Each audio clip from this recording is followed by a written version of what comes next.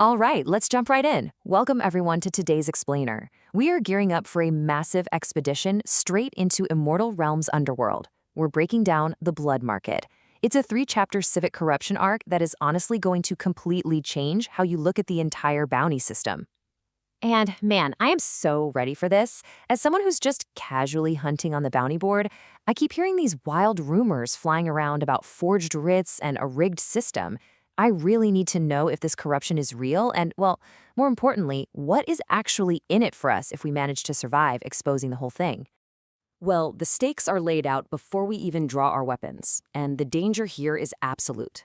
The source material is very clear. This entire arc is 100% Felucca. You're getting full loot PvP exposure. If you drop, you lose everything on you. There is no safe Tremel version, and you're going to face that risk across multiple sessions. But the reward? If you actually clear this, you unlock a permanent Blood Market bonus on your account.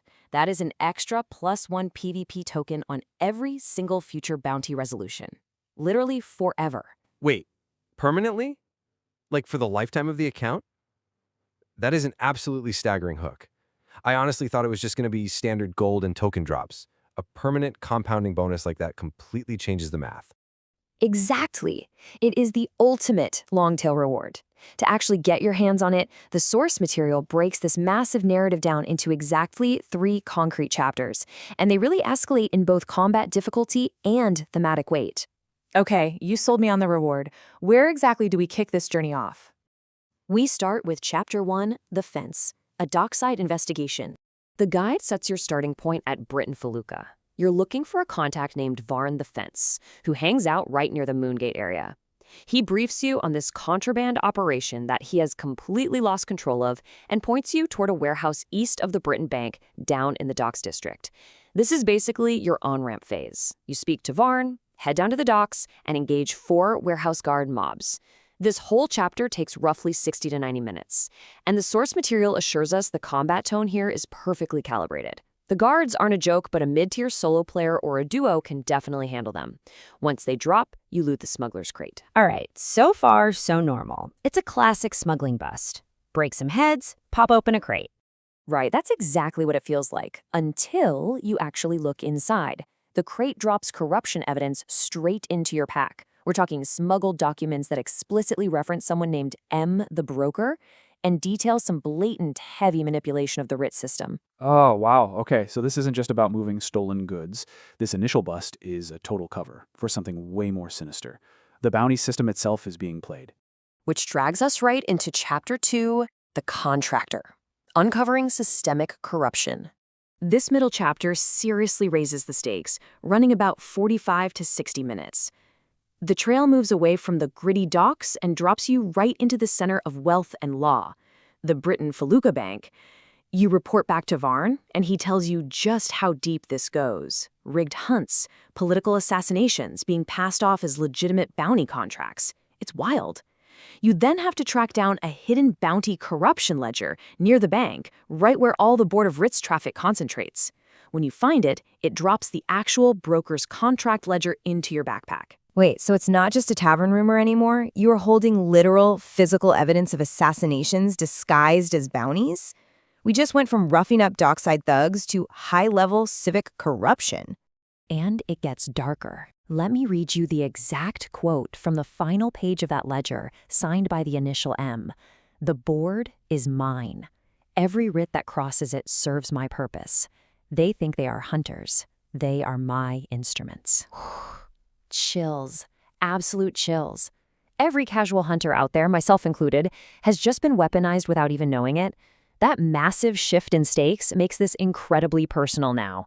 We aren't just investigating anymore, we are actively going after the guy who's been playing us. And that brings us to the grand finale, Chapter 3, The Source, the Wilderness Boss Confrontation. So Varn finally names our antagonist, Malachar, who's operating out of a Felucca wilderness camp east of Britain. Heading into this final 45 to 90-minute phase, I have to ask the question literally every player evaluating this arc is wondering right now. Can I just roll up and solo Malachar the Broker? Like, if my gear is perfect, can I take him down alone? Short answer? No. Long answer? Absolutely not. Unless you enjoy a ton of pain. The source material is very clear that soloing is possible, but heavily punishing. Malachar is an explicit boss-tier mage. He uses lethal wards, nasty traps, he fights dirty, and he absolutely will not surrender. Plus, he's surrounded by these deadly blood market enforcer minions. You need to bring help. Grab a friend or two. And remember, standard UO Felucca death rules are in full effect here. If you drop, your gear is completely at risk to looters, and you've got that 15-minute corpse decay timer ticking down. Got it. Message received loud and clear. Do not go in casually. Treat this like a full-blown raid on a fortified camp.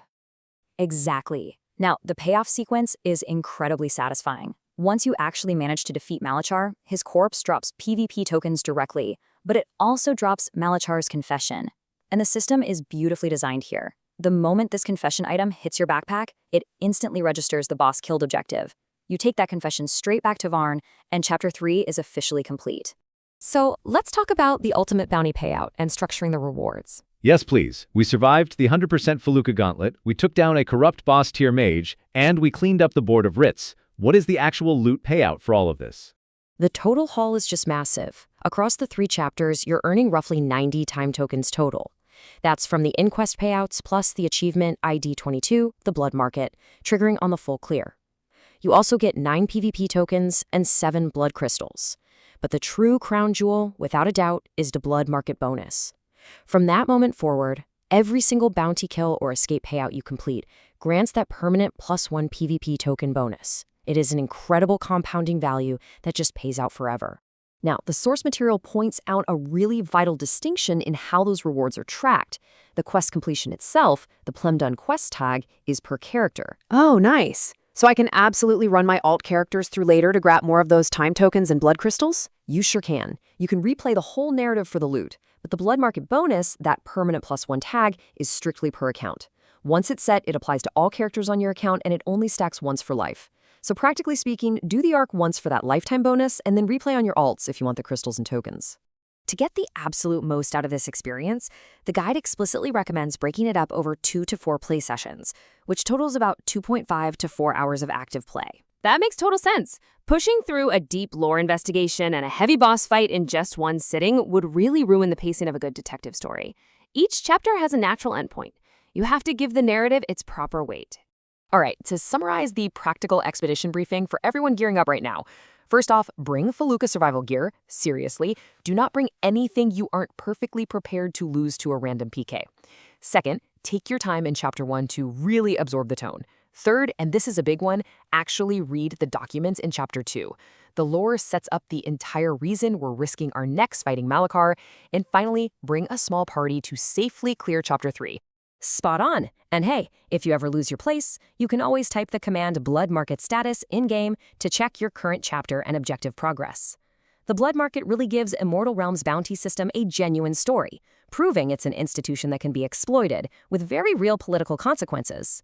So you've seen the risks and you know about the permanent lifetime rewards. The only question left is, will you expose the corruption? Thanks for joining us for this explainer, and we will see you on the Board of Writs.